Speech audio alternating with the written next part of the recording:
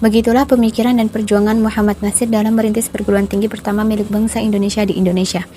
Pak Nasir juga berperan besar dalam pendirian dan pengembangan sejumlah perguruan tinggi lain seperti Universitas Ibnu Khaldun Bogor, Universitas Ibnu Khaldun Jakarta, Universitas Islam Sultan Agung Semarang, Universitas Islam Bandung, Universitas Islam Sumatera Utara, Universitas Islam Riau, dan lain-lain.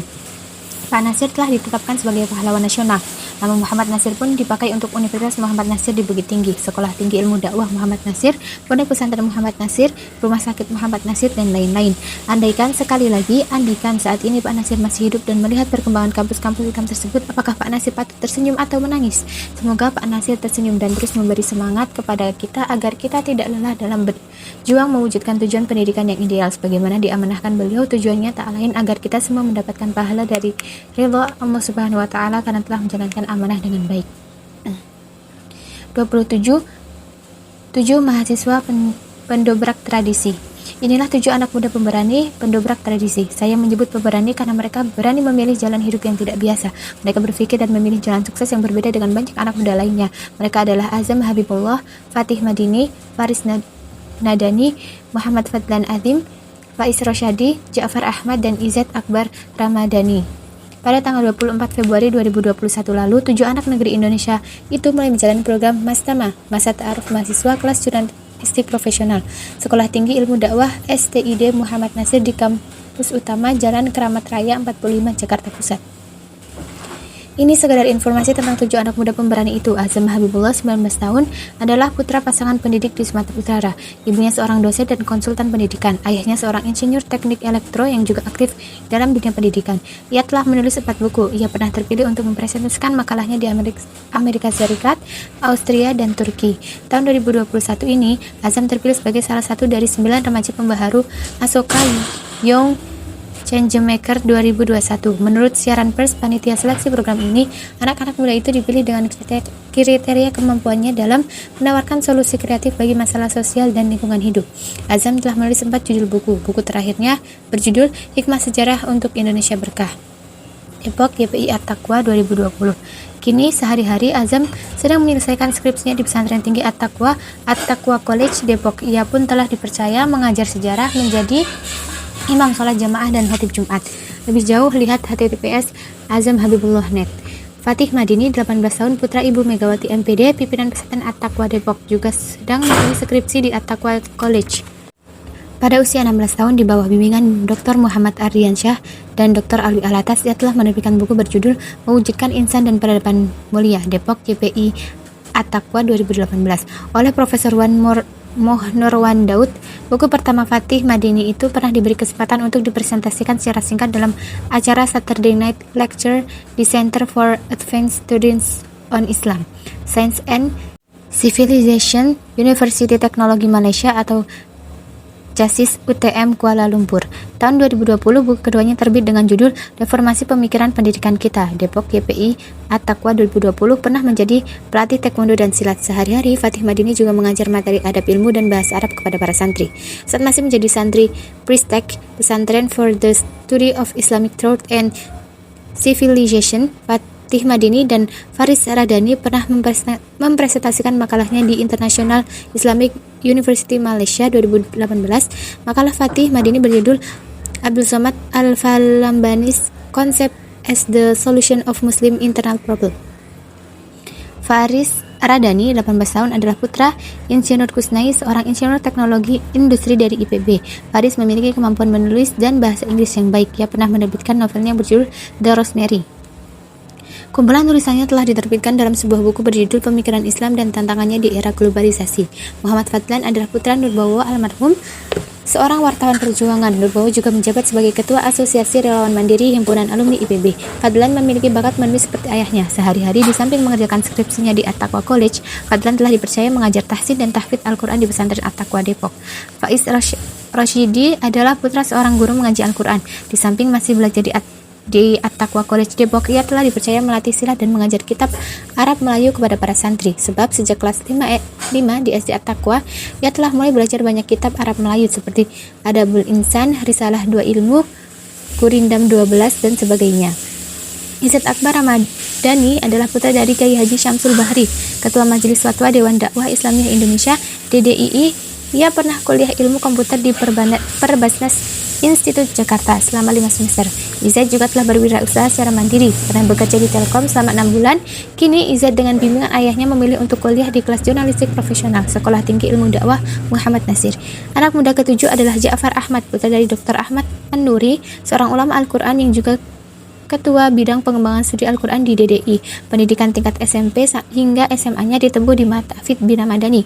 Ia telah menyelesaikan hafalan Al-Quran 30 juz. Ja'far lalu mengambil kursus bahasa Arab selama setahun di Turki, bahasa Inggris selama 6 bulan di Pare, dan juga bahasa Turki dan bahasa Korea. Itulah profil singkat 7 anak muda mahasiswi baru STID Muhammad Nasir. Kelas jurnalistik profesional STDI Muhammad Nasir dirancang oleh pimpinan DDI dan STDI Muhammad Nasir untuk membentuk kader perjuangan yang memiliki profesionalitas dalam kehidupan. Program pendidikan ini sangat serius dan tidak gratis. Mahasiswa harus membayar SPP RP 1.250.000 per bulan. Jika tidak mampu, boleh mengajukan keringanan. Di samping mengikuti kuliah reguler sesuai kurikulum program studi komunikasi dan penyiaran Islam, kelas ini langsung dibimbing oleh sejumlah tokoh nasional dan wartawan profesional. Komunikasi adalah salah satu keahlian yang sangat diperlukan untuk berkiprah di era disrupsi, di samping critical thinking, creativity, dan collaboration. Kemampuan komunikasi merupakan syarat mutlak bagi kader-kader pemimpin umat di masa mendatang. Menurut Rektor STID Muhammad Nasir, Dr. Dwi Budiman Asiroji menjelaskan bahwa STID Muhammad Nasir bukan sekedar lembaga pendidikan, tapi juga kaderisasi dai berbasis iman, takwa, dan akhlak mulia. Dalam perspektif pendidikan, STID Muhammad Nasir sejatinya telah memenuhi kriteria universitas yang sebenarnya dalam Islam, sebab disinilah mahasiswa dididik menjadi manusia yang sempurna, atau al-insan al-kulli. Mereka dididik menjadi manusia yang beriman, bertakwa, berakhlak mulia, dan berguna bagi sesama. Dalam acara penutupan Rakornas DDI 28 Februari lalu, kepada seluruh jajaran pengurus DDI se-Indonesia, saya tekankan bahwa STID Muhammad Nasir adalah salah satu kampus terbaik. Para pemimpin dan pengurus DDI tidak perlu ragu-ragu untuk menjadikan kampus STID Muhammad Nasir sebagai tujuan utama kuliah bagi anak-anak mereka. Kini zaman telah berubah, kita memasuki era disrupsi. Model pembelajaran online tak terhindarkan lagi. Informasi dan ilmu pengetahuan melimpah ruah di dunia internet. Di era seperti ini, yang utama dicari adalah kampus yang mengutamakan pembentukan kepribadian yang unggul berdasarkan iman, takwa, dan akhlak mulia. Jangan sampai kita terlambat sadar. Semoga Allah Subhanahu wa ta'ala meridhai dan menolong kita semua. Kini zaman telah berubah, kita memasuki era disrupsi. Model pembelajaran online tak terhindarkan lagi. Informasi dan ilmu pengetahuan melimpah ruah di dunia internet. Di era seperti ini, yang utama dicari adalah kampus yang mengutamakan pembentukan kepribadian yang unggul berdasarkan iman, takwa, dan akhlak mulia. Jangan sampai kita terlambat sadar. 28. PKU Dewan Dakwah, terobosan pendidikan tinggi ideal di era pandemi. Dewan Dakwah Islamiyah Indonesia DDI mulai hari ini 26/7/2021 membuka pendaftaran peserta program kaderisasi ulama PKU tingkat doktoral. Inilah salah satu contoh terobosan pendidikan tinggi ideal di era pandemi. Pendidikan ini tetap bertumpu pada model pendidikan Islam ideal dengan penekanan pada adab atau akhlak mulia dan penguasaan ilmu yang mumpuni. Para peserta PKU DDI tingkat doktoral ini akan difasilitasi dan diarahkan untuk mengambil kuliah S3 secara formal di suatu kampus yang bekerja sama dengan DDI. Yang lebih penting, para peserta PKU DDI akan diberikan pembinaan dan penguasaan ilmu pengetahuan yang diperlukan untuk menjadi ulama yang baik. Peserta PKU juga akan dibimbing untuk menghasilkan karya ilmiah, buku yang menjadi karya terbesarnya, magnum opus. Ulama yang baik adalah yang memenuhi syarat-syarat sebagai pelanjut perjuangan Rasulullah SAW, warasatul anbiya, sebab ulama adalah pewaris para nabi. Hadis ini memberi isyarat bahwa di tengah umat Islam harus senantiasa ada ulama-ulama yang mampu memimpin umat dalam melanjutkan perjuangan para nabi. Selain berilmu tinggi, mereka harus zuhud, juga hati dan pikiran mereka senantiasa bersama umat. Itu artinya keberadaan ulama dalam jumlah yang cukup merupakan kewajiban kolektif atau kifayah umat Islam. Karena itulah sejak tahun 2006 DDI telah menyelenggarakan program kaderisasi 1000 ulama PKSU yang bekerja sama dengan Badan Amil Zakat Nasional Basnas. Program itu telah menghasilkan sekitar 70 doktor dan 250-an master. Mereka telah berkiprah dalam berbagai bidang pendidikan dan dakwah di Indonesia. Setelah sekian tahun berhenti, maka PKU DDI dibuka kembali. Pembukaan ini dipicu oleh begitu banyaknya ulama-ulama kita yang dipanggil oleh Allah Subhanahu wa ta'ala selama berlangsungnya pandemi COVID-19. Kita tidak bisa berdiam diri. DDI sebagai satu lembaga dakwah warisan tokoh-tokoh dakwah di Indonesia berkewajiban mengambil langkah cepat untuk melahirkan ulama-ulama pewaris para nabi. Sabda Rasulullah SAW bahwasanya Allah Subhanahu wa ta'ala tidak akan mencabut ilmu dengan sekaligus dari manusia, tetapi Allah menghilangkan ilmu agama dengan mematikan para ulama. Apabila sudah ditiadakan para ulama, orang banyak akan memilih orang-orang bodoh sebagai pemimpinnya. Apabila pemimpin yang bodoh itu ditanya, mereka akan berfatwa tanpa ilmu pengetahuan. Mereka sesat dan menyesatkan. Hadis riwayat Muslim. Imam Al-Ghazali memberikan rumus penting tentang kehancuran dan kebangkitan masyarakat. Rakyat rusak karena penguasa rusak karena ulama rusak, dan ulama rusak karena cinta harta dan kedudukan. Jadi di samping DDI harus memperjuangkan lahirnya calon-calon penguasa atau negarawan yang baik, DDI juga harus berusaha melahirkan ulama-ulama yang baik. Sebenarnya inilah yang sejak tahun 1967 sudah dikerjakan oleh Muhammad Nasir sebagai ketua DDI pertama. Pak Nasir dan DDI telah mengirimkan ratusan kader-kader ulama ke Timur Tengah dan ke berbagai perguruan tinggi. Jadi DDI telah memiliki tradisi kaderisasi ulama yang sangat panjang. Kepemimpinan DDI sekarang hanya melanjutkan perjuangan yang telah dilakukan para pendahulu di DDI. Tentu saja diperlukan inovasi baru dalam proses kaderisasi ulama di era disrupsi ini. Kemudahan memperoleh informasi harus didasari dengan adab yang kuat, yakni kemampuan dalam memilih dan memilah informasi serta menggunakannya untuk kemaslahatan diri, keluarga, dan masyarakat. Salah satu keinovasan program kaderisasi ulama PKU DDI adalah penekanan kepada pembentukan pribadi ulama pejuang, dai yang memiliki kepedulian, kemampuan dakwah yang baik. Karena itulah di samping kuliah S3 formal dalam PKU DDI kali ini, para mahasiswa akan dibekali dengan ilmu-ilmu dan keterampilan penting yang diperlukan untuk mereka mampu menjadi ulama yang baik. Di antara ilmu-ilmu dan keterampilan yang diperlukan itu adalah 1. Keterampilan menulis, 2. Public speaking, C. Sejarah Indonesia, D. Kajian peradaban Islam, E. Kajian peradaban kontemporer, F. Kajian politik Indonesia, G. Sejarah perjuangan penegakan syariat Islam di Indonesia, H. Kajian ekonomi Islam di Indonesia, I. Pendidikan Indonesia, problem dan solusinya, J. Politik internasional, K. Teknologi informasi, I. Tantangan pemikiran kontemporer, liberalisme, hermeneutika, gender, sekularisme, pluralisme, LGBT. M. Kajian pemikiran ulama dan tokoh dakwah Kiai Haji Asy'ari, Kiai Haji Ahmad Dahlan, Hasan, Hamka, Muhammad Nasir. N. Konsep ilmu Islam dan Barat. O. Fiqhud dakwah. P. Akidah Islamiyah. Q. Kajian Pancasila. R. Islam dan Tata Negara Indonesia. S. Kajian HAM dan Demokrasi. T. Kajian Ekonomi Indonesia Kontemporer. U. Kajian-kajian ulumuddin secara tematik. Adalah sangat penting bagi para calon ulama untuk menguasai problematika umat di Indonesia secara komprehensif dan memahami solusinya meskipun secara global. Bekal ulumuddin yang dimiliki harus digunakan untuk memahami dan memberikan solusi yang dihadapi umat dan bangsa Indonesia. Untuk mencapai hasil yang optimal, maka para peserta PKU DDI wajib memiliki niat ikhlas dalam mencari ilmu dan memperhatikan benar-benar adab dalam mencari ilmu agar meraih ilmu yang bermanfaat. Salah satu rumusan terkenal pernah disampaikan oleh Imam Asy-Syafi'i bahwa ada 6 syarat untuk meraih ilmu, yaitu cerdas, haus ilmu, sabar, biaya, bimbingan guru, dan waktu yang lama. Karena pentingnya peran guru, maka dalam PKU DDI akan disiapkan guru-guru atau dosen-dosen yang terbaik di bidangnya.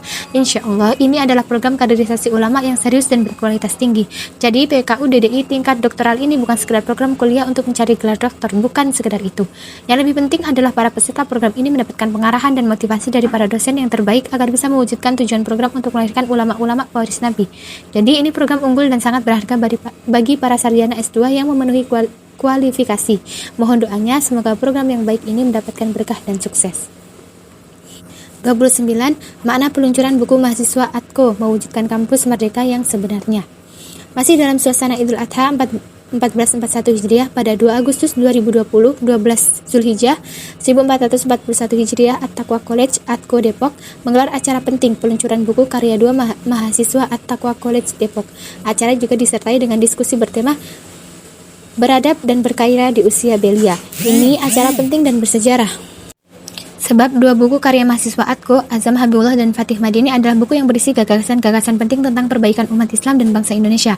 Buku Azam berjudul Hikmah Sejarah untuk Indonesia Berkah. Buku ini berisi untayan hikmah berbagai peristiwa sejarah yang ditulis dengan apik oleh penulisnya dengan satu tujuan mengambil ibroh dari peristiwa masa lalu.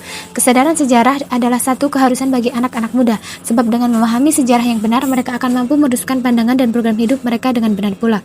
Dengan bahan bacaan yang cukup kaya dan bahasa yang renyah, Azam mampu menghadirkan kisah-kisah sejarah bukan sekedar peristiwa masa lalu tanpa makna. Sebelumnya, Azam telah menulis 2 novel dan 1 buku motivasi. Pemilik blog www.azamhabibullah.net ini sudah dikenal sebagai anak muda kreatif yang selalu mengajak anak-anak muda Indonesia menjadi anak muda hebat. Sejak menjalani kuliah di ATKO mulai Desember 2019, Azam dan para mahasiswa ATKO Angkatan 1 telah mengikuti sejumlah mata kuliah seperti Islamic Worldview, Kristologi, Pengantar Filsafat Islam, Konsep Pendidikan Islam, Sejarah Peradaban Barat, Bahasa Arab, Bahasa Inggris, Sejarah Sains Islam, Sejarah Peradaban Islam, Filsafat Yunani, Islamic Logic, Reading buku Islam dan Sekularis dan kitab Ihya Ulumuddin bab ilmu, sejarah politik Indonesia, sejarah perjuangan umat Islam Indonesia, sejarah Wali Songo, Al-Quran dan ibadah. Ia juga mengikuti kuliah singkat tentang sosok dan pemikiran Haji Agus Salim serta pengantar ilmu kalam. Para dosen yang telah mengajar antara lain Dr. Adian Husaini, Dr. Syamsuddin Arif, Dr. Muhammad Ardiansyah, Dr. Swidat Haris Susmana, Dr. Nirwan Syarif Syafrin, Adenin Arman MA, Insinyur Aris Wibowo MPI, Insan L. Moko Kinta, Dr. Tiar Anwar Bahtiar, Dr. Alwi Alatas, Dr. Muhammad Isa Ansori, Dr. Henry Salahuddin, Dr. Budi Handrianto, Dr. Rahmatul Husni, dan Hannibal Wijayanta. Azam juga telah mengikuti kuliah internasional bersama Prof. Wan Nurwan Daud di Depok dan juga seminar internasional tentang pemikiran Prof. Nauquib Al-Atas di Kuala Lumpur. Di samping mengikuti kuliah dan ujian, Azam dan para mahasiswa ATKO lainnya harus membuat laporan harian tentang pelaksanaan salat berjamaah, tadarus Al-Quran dan sejumlah ibadah sunnah lainnya seperti sholat tahajud dan sholat duha. Buku Himah Sejarah untuk Indonesia Berkah ini sudah selesai naskahnya sejak Ramadan 1440 Hijriah. Karena itu masih banyak tulisan Azam lain yang belum dimasukkan dalam buku ini. Insya Allah akan diterbitkan buku-buku karya berikutnya. Apalagi semakin banyak mata kuliah yang diikuti di ATKO, meskipun hingga kini ia harus mengikuti kuliah online dari Medan. Perjalanan kuliah Azam Habibullah dan kawan-kawannya di ATKO merupakan suatu upaya perwujudan konsep kampus atau universitas merdeka yang sebenarnya. Di kampus inilah para mahasiswa diberikan menjadi insan merdeka dalam arti yang hakiki sebenarnya. Di sinilah mereka dilatih hanya menjadi hamba Allah dan Khalifatullah fil ard, bebas dari penghambaan kepada hawa nafsu dunia. Kepada mereka selalu ditekankan pentingnya niat ikhlas dan kesungguhan dalam mencari ilmu untuk membentuk manusia yang baik, al-insan al-adabi. Kepada mereka beberapa kali saya sampaikan bahwa jika mereka tidak ikhlas dan tidak bersungguh-sungguh dalam membidik adab atau akhlak mulia, menjalankan ibadah dan dalam mencari ilmu, maka lebih baik mereka kuliah di kampus konvensional, sebab kuliah di ATKO tidak gratis dan tidak mendapatkan gelar akademik. Azam paham akan konsekuensi kuliah di ATKO. Ia mengaku memilih bergabung dengan ATKO untuk mendalami adab dan pemikiran Islam khususnya. Di era disrupsi, adab dan ilmu yang bermanfaat lebih diutamakan ketimbang gelar akademik. Target keilmuan dan kesarjanaan mereka bukan sampai S1, tetapi formalnya sampai S3, tetapi karya ilmiah yang nyata lebih diutamakan. Buku kedua yang diluncurkan pada 2 Agustus 2020 berjudul Reformasi Pemikiran Pendidikan Kita, karya Fatih Madini. Umurnya pada September nanti genap 18 tahun. Ini adalah buku kedua Fatih Madini setelah buku pertamanya berjudul Mewujudkan Insan dan Peradaban Mulia tahun 2018. Buku tersebut telah disampaikan di berbagai lembaga pendidikan. Juga pernah diberi kesempatan oleh Prof. Wan Nurwan Daud untuk disampaikan secara diringkas dalam forum Saturday Night Lecture di Kasis UTM Kuala Lumpur. Berbeda dengan Azam yang bergabung dengan pesantren At-Taqwa di tingkat perguruan tinggi, Fatih Madini Imat telah menjalani pendidikan di At-Taqwa sejak kelas 5 SD. Sejak itu, ia sudah menamatkan berbagai kitab adab seperti Adabul Insan, Adabul Alim wal Muta'allim, Ta'alimul Muta'allim, Bidayatul Hidayah, Gurindam 12, Ihya Ulumuddin bab ilmu, dan sebagainya. Imat pun sangat akrab dengan pemikiran Prof. Nauquib Al-Atas dan Prof. Wan Nurwan Daud. Karena itu, berbagai gagasan reformasi pemikiran pendidikan telah banyak ditulisnya dalam bentuk makalah dan artikel-artikel ilmiah. Buku keduanya ini merupakan komplikasi pemikirannya selama beberapa tahun. Tema inilah yang menjadi perhatian utamanya dalam berbagai tulisannya selama ini. Dengan terbitnya 2 buku penting karya mahasiswa ATKO Depok ini, maka semakin meyakinkan kami bahwa kampus ATKO telah berpijak di atas konsep universitas yang benar dalam Islam. Inilah harapan Prof. Wan Nurwan Daud saat menyokong konsep dan aplikasi ATKO. Insyaallah At-Taqwa College will continue the great and integrated tradition of Islamic education, especially the independent spirit of Iman, Zarkashi, Ed Gontor, and the comprehensive intellectual, ethical and civilization vision of Prof. SMN Al-Atas at Istak is the service our wholehearted support. Mohon doanya. 30. Mengenal kampus-kampus berbasis akhlak mulia. Pada hari Sabtu 19/6/2021, Asosiasi Kampus Berbasis Akhlak Mulia (AHBAM) menggelar acara pengenalan kampus-kampus berbasis akhlak mulia. Alhamdulillah, acara memulai media online itu dihadiri sekitar 120 peserta. Pada acara itu, sejumlah kampus Islam yang hadir memperkenalkan dirinya. Banyak di antara mereka yang memiliki program kuliah unggulan dan sudah terbukti melahirkan alumni yang bermanfaat bagi masyarakat. Sebagian profil anggota AHKAM dapat disimak dalam bab ini, https://ahkam or profil anggota AHBAM. Acara ini merupakan kelanjutan musyawarah nasional 1 Akbam di Kota Solo, Jawa Tengah yang mengambil tema Momentum Kebangkitan Perguruan Tinggi Islam. Semangat utama adalah bagaimana kampus-kampus Islam memanfaatkan peluang besar untuk bangkit menjadi perguruan tinggi terbaik. Di saat semakin membudayakan metode pembelajaran daring atau online, maka PTI memiliki potensi yang tidak dimiliki perguruan tinggi sekuler, yaitu potensi penanaman iman dan akhlak mulia dalam acara Sabtu malam itu. Saya sampaikan kepada seluruh anggota Akbam dan semua yang hadir bahwa kampus-kampus Islam harus meneguhkan jati dirinya sebagai universitas sejati, the real university. Universitas dalam Islam adalah tempat pembentukan manusia paripurna, al-insan al-kulli. Universitas sejati bukan hanya menjadi tempat pembentuk pekerja yang baik atau good worker, tetapi tempat membentuk manusia yang baik, good man. Dalam universitas sejati, para mahasiswa dididik menjadi manusia yang baik yang salah satu kriterianya adalah memiliki profesionalitas untuk mandiri. Iman dan akhlak mulia menjadi kompetensi lulusan yang utama. Bahkan Rasulullah SAW juga menegaskan akmalul mu'minina imanan ahsanuhum khuluqah. Orang mukmin yang paling sempurna imannya adalah yang terbaik akhlaknya. Karena itulah di kampus-kampus Akbam pembentukan akhlak mulia harus menjadi tujuan utama program pendidikannya. Nama Akbam dipilih untuk menegaskan kompetensi PTI terhadap pembentukan akhlak mulia. Ini juga yang menjadi amanah UUD 1945 pasal 31 ayat 3. Penanaman akhlak mulia harus dimulai dari proses pembersihan jiwa. Karena itu hubungan antara dosen dan mahasiswa harus terjadi dalam suasana penuh keriduan. Proses penanaman akhlak mulia tidak dapat dilakukan secara sempurna hanya dengan pembelajaran online. Karena itu dalam kampus-kampus Akbam, para dosen dan mahasiswa harus berjuang bersama-sama untuk membersihkan jiwa. Inilah satu aktivitas perjuangan mujahadah ahlan nafs, berjihad melawan hawa nafsu. Jiwa harus bersih dari aneka penyakit jiwa seperti penyakit munafik, malas, penakut atau pengecut, sombong, dengki, lemah, dan cinta dunia. Bahkan penyakit cinta dunia, hubbud dunia, ini perlu mendapatkan penanganan sangat serius. Inilah pangkal segala kerusakan, ra'sukulu khotiatin. Karena itu, kampus-kampus Akbam harus memperhatikan masalah niat dalam mencari ilmu. Jika salah niat dan salah adab dalam mencari ilmu, maka mahasiswa tidak akan mendapatkan ilmu yang bermanfaat. Pada acara itu, saya juga menekankan agar kampus-kampus Islam memiliki rasa percaya diri karena memiliki keunggulan yang khas, yaitu kesungguhan dalam mendidik para mahasiswanya menjadi orang baik. Mereka bukan sekedar dididik untuk bisa mencari makan, tetapi dididik untuk menjadi orang baik. Hidup di tengah hegemoni pemikiran dan sistem pendidikan sekuler, maka kampus-kampus Akbam harus berjuang sekuat tenaga untuk menjadi contoh perguruan tinggi terbaik. Kampus-kampus Akbam dituntut unggul dalam akhlak mulia sekaligus dalam hal profesionalitas. Dalam hal ini, kampus Islam tidak boleh terjebak dengan formalisme dan linearisme sempit. Di era disrupsi, semua perguruan tinggi kini memiliki kesempatan yang sama untuk meraih keunggulan. Peluang ini terbuka bagi seluruh jenis dan bentuk perguruan tinggi Islam yang bersifat formal atau non-formal, yang berbentuk universitas, institut, sekolah tinggi atau pesantren tinggi, mahat ali, semua punya peluang yang sama. Tapi jangan lupa, tantangan pun masih sangat berat. Bahkan tantangan terberat itu datang dari internal umat Islam dan perguruan tinggi Islam sendiri. Tantangan itu berupa salah paham dan tidak percaya diri bahwa kampus-kampus Islam adalah kampus terbaik. Karena itulah saya mengajak agar kampus-kampus Akbam tidak merasa rendah diri dalam melaksanakan proses pendidikan yang ideal. Insya Allah, jika program-program Akbam berjalan dengan baik, maka akan lahir banyak lulusan kampus-kampus Akbam yang unggul dan diterima masyarakat. Optimisme seperti itulah yang tampak dalam pertemuan dan pengenalan kampus-kampus Akbam. Semoga ke depan kampus-kampus Akbam dapat menjadi pusat kaderisasi dai-dai perjuangan yang mumpuni. Amin. Universitas dalam Islam adalah tempat pembentukan manusia paripurna, al-insan al-kulli. Universitas jati bukan hanya menjadi tempat membentuk pekerja yang baik, good worker, tetapi tempat pembentuk manusia yang baik, good man. 31. Mau ikut Ki Hajar Dewantara, ubahlah UI jadi pesantren.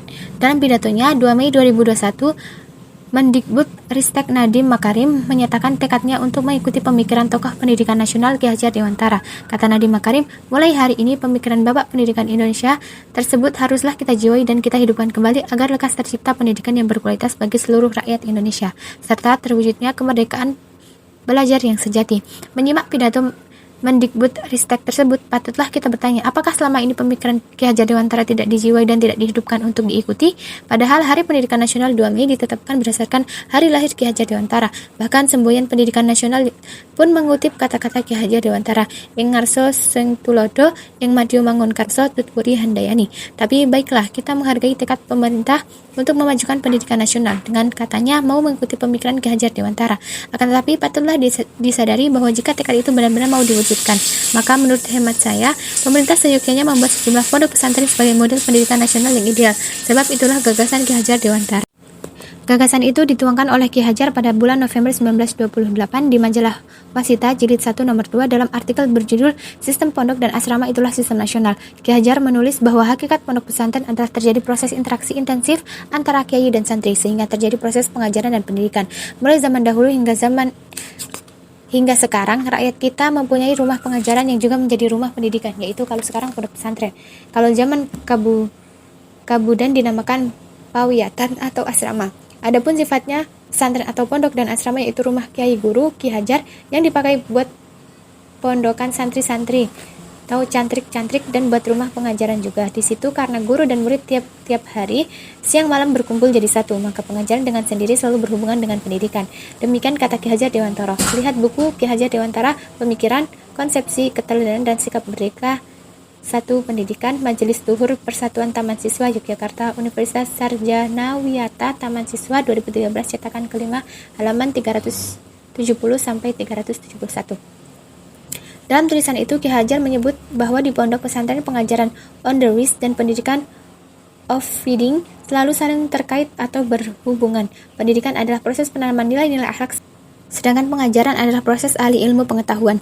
Dalam istilah pendidikan, panduan antara pengajaran dan pendidikan disebut sebagai ta'dib. Dalam berbagai tulisannya, Ki Hajar Dewantara menekankan bahwa intisari pendidikan adalah proses penanaman adab dan kesusilaan. Ia mengecam keras pendidikan model barat yang hanya menekankan pada aspek intelektualitas. Ia mengkritik kaum bangsawan yang lebih suka mengirimkan anak-anak mereka ke sekolah yang hanya mengembangkan aspek intelektual dan aspek fisik semata. Tujuan pendidikan semacam itu hanya untuk mendapatkan ijazah yang hanya memungkinkan para siswa menjadi buruh. Dan patut dicatat, Ki Hajar sangat kritis terhadap sistem pendidikan Eropa yang mengabaikan kecerdasan budi pekerti hingga menimbulkan penyakit intelektualisme, yakni mendewa-dewakan angan-angan. Kata Ki Hajar, semangat mendewa-dewakan angan itu menimbulkan kemurkaan diri dan kemurkaan benda. Kemurkaan diri dan kemurkaan benda atau individualisme dan materialisme itulah yang menyebabkan hancurnya ketentraman dan kedamaian di dalam hidupnya masyarakat. Ibid halaman 149. Bukan hanya itu, sistem pendidikan barat menurut Ki Hajar Dewantara akan membawa bangsa kita terus bergantung kepada bangsa-bangsa barat. Pendidikan dalam semangat kolonial telah mencegah terciptanya masyarakat sosial mandiri dan merdeka lahir batin, hanya menghasilkan suatu kehidupan yang tergantung kepada bangsa-bangsa barat. Karena itulah Ki Hajar Dewantara sangat menekankan makna mendidik dan pendidikan. Mendidik menurut Ki Hajar berarti menuntun tumbuhnya budi pekerti dalam hidup anak-anak kita, supaya mereka kelak menjadi manusia pribadi yang beradab dan bersusila. Ibid halaman 482. Sedangkan pengajaran adab menurut Ki Hajar Dewantara bermaksud memberi macam-macam pengajaran agar seutuhnya jiwa anak terdidik bersama-sama dengan pendidikan jasmaninya. Ibid halaman 467. Karena itu, hakikat pendidikan adalah menuntut segala kekuatan kodrat yang ada pada anak-anak itu agar mereka sebagai manusia dan sebagai anggota masyarakat dapatlah mencapai keselamatan dan kebahagiaan yang setinggi-tingginya. Ibid halaman 20. Jadi menurut Ki Hajar Dewantara, intisari pendidikan adalah penanaman adab untuk membentuk manusia yang berpribadi dan beradab, dan pondok pesantren merupakan sistem ideal yang dapat mewujudkan tujuan pendidikan tersebut. Karena itu, sudah sepatutnya pondok pesantren menjadi perhatian serius dari pemerintah. Dalam hal ini, bukan hanya menjadi kewenangan Kementerian Agama, tapi juga menjadi kewenangan Kemendikbudristek. Pemerintah perlu membangun pondok-pondok pesantren ideal yang bisa dijadikan sebagai model pondok pesantren ideal. Sebenarnya, saat ini ada sejumlah pesantren milik pemerintah yang bisa dikembangkan menjadi pesantren model atau pesantren percontohan seperti Madrasah Insan Cendekia di Serpong dan berbagai tempat lainnya. Sejumlah perguruan tinggi negeri seperti IPB juga telah menerapkan model pendidikan pesantren meskipun hanya berlangsung setahun dan belum menggunakan konsep pendidikan pesantren sebagaimana seharusnya. Sebab menurut saya dalam sejarah pendidikan Islam, pesantren memiliki setidaknya 6 rukun. 1. Ada keteladanan pimpinan dan guru. 2. Pendalaman ilmu-ilmu agama, tafakuh fiddin. 3. Penanaman jiwa merdeka dan mandiri. 4. Penanaman nilai-nilai perjuangan. 5. Pengutamaan adab atau akhlak mulia. Dan 6. Penanaman rasa cinta dan kepedulian terhadap NKRI dan kondisi masyarakat. Jika gagasan ini dikembangkan, maka sudah saatnya kampus-kampus di Indonesia mengembangkan diri menjadi pondok pesantren. Maka insya Allah akan muncul nama-nama pesantren UI, pesantren ITB, pesantren Universitas IPB, pesantren UGM, pesantren UNPAD, pesantren UNER, pesantren UNDIP, pesantren ITS, pesantren USU, pesantren Universitas Andalas, pesantren USRI, pesantren USAS, dan sebagainya. Konsep pendidikan berbasis adab inilah yang sangat ditekankan juga para tokoh pendidik lainnya seperti Kiai Haji Hashim Asy'ari, Kiai Haji Ahmad Dahlan, Muhammad Nasir, dan sebagainya. Mereka sangat menekankan pentingnya penanaman adab dan akhlak dalam proses pendidikan. Kiai Haji Hashim Asy'ari menjelaskan lebih mendalam dan sistematis masalah ini dalam kitabnya Adabul Alim wal Muta'allim. Meskipun tidak menulis kitab khusus tentang adab, pendiri Muhammadiyah Kiai Haji Ahmad Dahlan misalnya dikenal memiliki adab yang tinggi dalam mendidik para muridnya. Selain memberikan teladan, beliau juga tak henti-hentinya memberikan motivasi di dalam perjuangan. Sampai-sampai Bung Karno mengakui ketika berusia 15 tahun ia sudah mengintil Kiai Dahlan. Tokoh Persatuan Islam Persis Hasan pun sangat menekankan adab guru murid dalam pendidikannya. Ia menulis buku berjudul Kesopanan Tinggi dan juga diktat berjudul Hai Putraku tahun 1946. Raja Ali Haji mengubah pentingnya masalah adab dan akhlak ini dalam Gurindam 12 dan sebagainya. Jadi jika Menteri Nadiem Makarim serius mau menghidupkan dan mengikuti konsep pendidikan Ki Hajar Dewantara, sudah ada cara praktisnya. Tentu saja pesantren model saat ini harus dikembangkan dan diaktualkan dengan tantangan era distorsi 4.0. Wallahu a'lam bishawab. Bukan hanya itu, sistem pendidikan barat menurut Ki Hajar Dewantara akan membawa bangsa kita terus bergantung kepada bangsa-bangsa barat. Pendidikan dalam semangat kolonial telah mencegah terciptanya masyarakat sosial mandiri dan merdeka lahir batin, hanya menghasilkan suatu kehidupan yang tergantung kepada bangsa-bangsa barat. 32. Kuliah bukan hanya untuk hidup, tapi juga untuk paham kehidupan. Ada yang bertanya mengapa saya memasukkan anak kelima saya, Fatih Madini, kuliah ke kampus DDI, STID Muhammad Nasir, bukan ke perguruan tinggi yang kata orang bergengsi yang berakreditasi tinggi secara nasional maupun internasional. Berikut ini jawabannya. Dalam kitabnya Adabul Alim wal Muta'allim, Kiai Haji Hashim Asy'ari mengutip kisah Imam Syafi'i dalam mengejar adab. Suatu saat Imam ditanya bagaimana kiatnya dalam mengejar adab, Imam Syafi'i pun menjawab, aku terus mencarinya, laksana seorang ibu yang mencari anak satu-satunya yang hilang. Jadi betapa beradabnya Imam Syafi'i. Ia telah memahami bahwa untuk meraih adab harus dilakukan dengan amat sangat serius. Mencari adab bukan kerjaan sambilan. Dalam kondisi apapun, seorang ibu akan mendahulukan usaha mencari anak satu-satunya yang hilang. Pekerjaan lain akan ditinggal. Mencari anak tunggal yang hilang itulah prioritas utamanya. Begitu seriusnya masalah adab itu sehingga Kiai Hashim Asy'ari menyatakan, siapa yang tidak beradab sejatinya ia tidak bersyariat, tidak beriman, dan tidak bertauhid. Prof. Syekh Muhammad Naqib Al-Atas menyatakan, the fundamental element inherent in the Islamic concept of education is the inculcation of adab. Abdullah Ibn Mubarak, seorang ulama terkenal, menyebutkan bahwa 2/3 porsi ajaran Islam adalah adab. Kadal adabu yakunu sulusai al-din. Itulah kedudukan penting adab dalam ajaran Islam. Karena itu bisa dikatakan hakikat pendidikan dalam Islam adalah proses penanaman adab. Orang mencari ilmu dan melakukan berbagai proses penempaan diri harus bertujuan satu, menjadikan dia semakin beradab. Rasulullah SAW menjelaskan bahwa salah satu hak anak, yakni kewajiban orang tua, adalah menjadikan anaknya semakin baik adabnya. Wayuhsina adabahu. Hak anak itu harus ditunaikan agar di akhirat anak-anak tidak menuntut haknya kepada orang tuanya.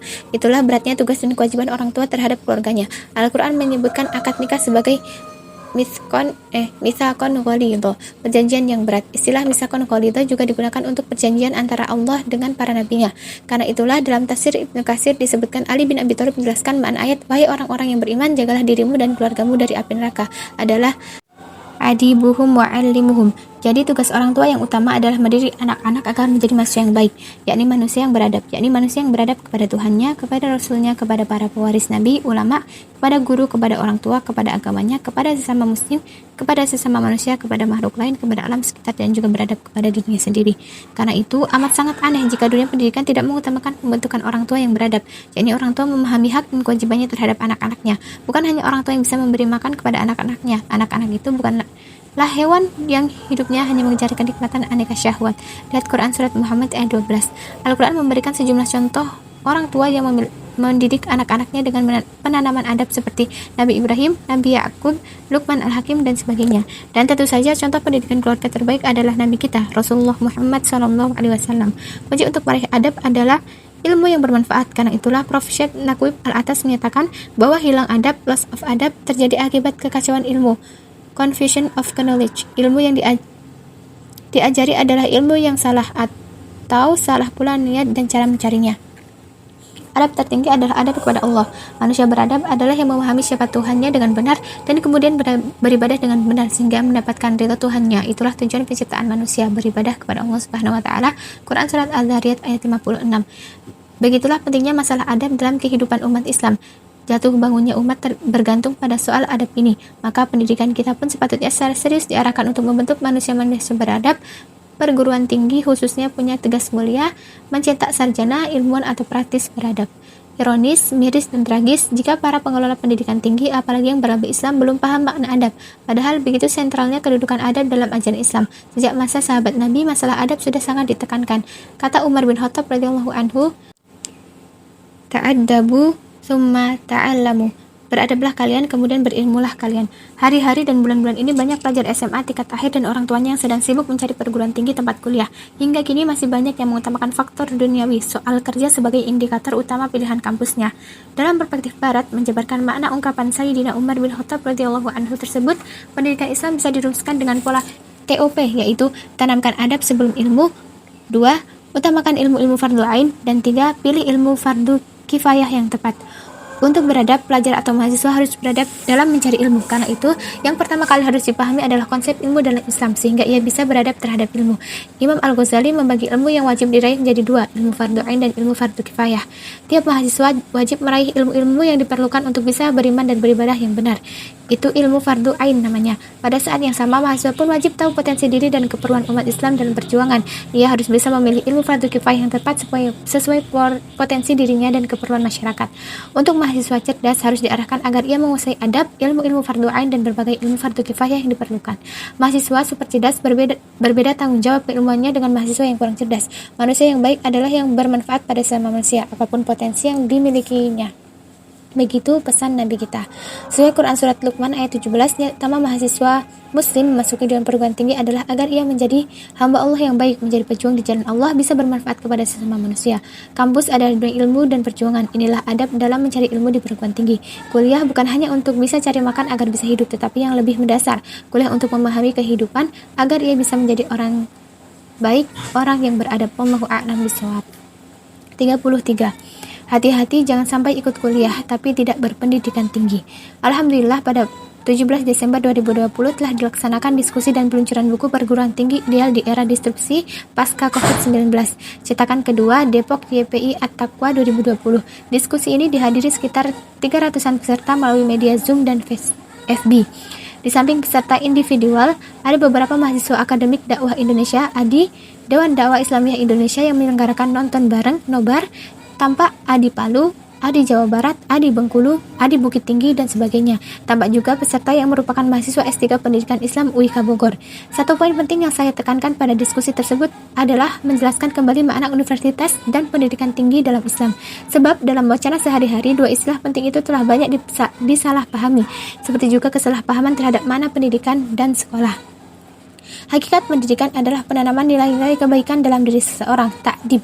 Jadi bisa saja seorang secara formal tercatat dan ikut sebagai murid di satu sekolah, tapi ia tidak berpendidikan, sebab ia tidak menjalani proses penanaman nilai-nilai adab atau akhlak mulia. Ia bersekolah tetapi tidak berpendidikan. Begitu juga halnya dengan makna pendidikan tinggi dan perguruan tinggi. Bisa jadi seorang mahasiswa tercatat dan mengikuti proses perkuliahan di suatu universitas, tapi pada hakikatnya ia tidak berpendidikan tinggi, sebab dalam istilah Profesor Syed Muhammad Naqib Al-Atas, ia tidak menjalani proses pendidikan untuk menjadi manusia yang sempurna, al-insan al-kulli atau a universal man. Saat ini, dunia internasional universitas telah disempitkan maknanya menjadi tempat untuk mentraining mahasiswa agar meraih wawasan dan skill tertentu untuk bisa mencari makan dan meraih kedudukan sosial tertentu. Mahasiswa tidak dididik menjadi orang baik, yakni menurut UUD 1945 pasal 31 nomor 3, manusia yang beriman, bertakwa, dan berakhlak mulia. Jadi betapa banyak orang salah paham tentang makna universitas dan pendidikan tinggi. Karena itulah, tidak heran jika banyak mahasiswa yang ikut kuliah tetapi akhirnya ia tidak berpendidikan tinggi. Ia tidak paham tentang hakikat dirinya, tentang hakikat Tuhannya, tidak paham tujuan dan tugas hidupnya, tidak paham makna ilmu, tidak paham bagaimana beradab kepada para nabi dan para ulama, tidak paham bagaimana bersikap terhadap orang tuanya, guru-gurunya, saudara-saudaranya dan juga tidak paham bagaimana bersikap terhadap negaranya secara adil. Dan bahkan ia tidak paham bagaimana harus bersikap terhadap dirinya sendiri, bagaimana memperlakukan jiwa, nafs, dan badannya secara adil, bagaimana ia harus menempatkan proses pensucian diri, tazkiyatun nafs sebagai kegiatan terpenting dalam hidupnya. Ringkasnya, meskipun menjalani proses perkuliahan, tetapi si mahasiswa tidak dididik untuk menjadi manusia seutuhnya, yakni dididik menjadi orang baik, good man, dididik sebagai hamba Allah dan Khalifatullah fil ard, sebagaimana tujuan penciptaan dirinya. Bahkan sejak di bangku sekolah ia sudah diajarkan bahwa asal-usul dirinya berasal dari kelanjutan kehidupan monyet, dan tujuan terpenting dari proses pendidikannya adalah bisa survive dalam kehidupan secara materi, dan bahwa kemajuan terpenting dalam hidup adalah meraih jabatan tinggi, meraih popularitas, meraih kekayaan materi, dan sejenisnya. Padahal, dalam konsep dan sejarah pendidikan Islam, perguruan tinggi universitas adalah tempat untuk mendidik manusia menjadi al-insan al-kulli, menjadi manusia yang seutuhnya atau manusia yang universal. Proses pendidikan tinggi itu bisa berlangsung di rumah, di masjid, di pesantren tinggi, di universitas Islam, dan sebagainya. Yang penting di situ terjadi proses pendidikan tinggi, bukan sekedar ada bangunan universitas dan proses perkuliahan secara formal. Peluang era disrupsi, buku terbitan Akademi Ilmu Pengetahuan Indonesia (AIP) tahun 2017 yang berjudul Era Disrupsi, Peluang dan Tantangan Pendidikan Tinggi Indonesia menyarankan bahwa dalam menghadapi era disrupsi diperlukan perubahan berpikir yang mendasar. MOOCC (Massive Open Online Courses) telah mengancam eksistensi banyak universitas konvensional. Serbuan COVID-19 semakin menyulitkan banyak perguruan tinggi di Indonesia. Banyak kampus terancam bangkrut. Bahkan sebelum serbuan virus corona, hal itu sudah mulai dirasakan banyak kampus konvensional sejak 27 November 2017. Laman Asosiasi Perguruan Tinggi Swasta www.aptisi.org memuat satu berita berjudul Perguruan Tinggi Terancam Bangkrut Akibat Pendidikan Online. Berita itu mengutip buku Clayton Christensen berjudul The Innovative University dan penulis terkenal Henry Eyring. Menurut analisis mereka, pendidikan online akan menjadi pilihan pendidikan yang efektif dan membuat pendidikan dengan model bisnis tradisional tertinggal. Christensen memprediksi 50% dari 40.000 perguruan tinggi di AS akan bangkrut dalam 10 hingga 15 tahun yang akan datang. Pendapat itu pun diamini Departemen Pendidikan AS dan proyek Moody's Investment Service. Meski demikian, Christensen memberi catatan bahwa satu hal yang tidak bisa digantikan oleh pendidikan online yakni peran dosen. Dalam penelitiannya, ia menemukan alumni yang sukses memberi banyak bantuan atau donasi ke kampusnya karena dosen atau pelatihnya yang dulu mengajar. Itu tahun 2017. Pada 24 April 2020, di tengah merebaknya wabah virus corona, Ketua Asosiasi Perguruan Tinggi Swasta Indonesia (APTISI) Budi Jatmiko mengatakan bahwa 50% mahasiswa tidak sanggup membayar sumbangan pembinaan pendidikan (SPP) karena terdampak wabah COVID-19 atau virus corona. Menurut Budi, dampak mahasiswa tidak bisa bayar SPP membuat banyak PTS terancam tidak mampu membayar upah dosen dalam waktu dekat. Kasus ini terjadi khususnya pada kampus skala kecil dan menengah. Faktanya, setidaknya 75% PTS di Indonesia berskala kecil, 20% menengah, dan 5% besar. Peringatan dan pernyataan Ketua APTISI itu sangat penting kita perhatikan, sebab jumlah PTS di Indonesia sangatlah besar. Tahun 2019, jumlah PTS di Indonesia tercatat sekitar 450. Jumlah ini lebih besar dari Cina yang hanya mempunyai perguruan tinggi sebanyak 2.825. Jadi, jika 50% saja mahasiswa yang kesulitan membayar SPP, maka bisa diperkirakan dampaknya terhadap nasib perguruan tinggi di Indonesia. Jika prediksi itu betul, maka ribuan PTS akan terpaksa ditutup karena bangkrut. Di era distopis seperti inilah, umat Islam memiliki peluang mewujudkan proses pendidikan tinggi yang sebenarnya, sesuai konsep universitas dalam Islam. Alhamdulillah, konsep ini telah dicoba di At-Taqwa College Depok dan diterapkan di banyak pesantren di Indonesia. Agar lebih paham, silahkan baca buku Perguruan Tinggi Ideal di Era Distopis Pasca COVID-19. Hubungi Diva Books 0813 8111 2253. Untuk beradab, pelajar atau mahasiswa harus beradab dalam mencari ilmu. Karena itu, yang pertama kali harus dipahami adalah konsep ilmu dalam Islam, sehingga ia bisa beradab terhadap ilmu. Imam Al-Ghazali membagi ilmu yang wajib diraih menjadi dua. Yang pertama, ilmu fardu ain dan ilmu fardu kifayah.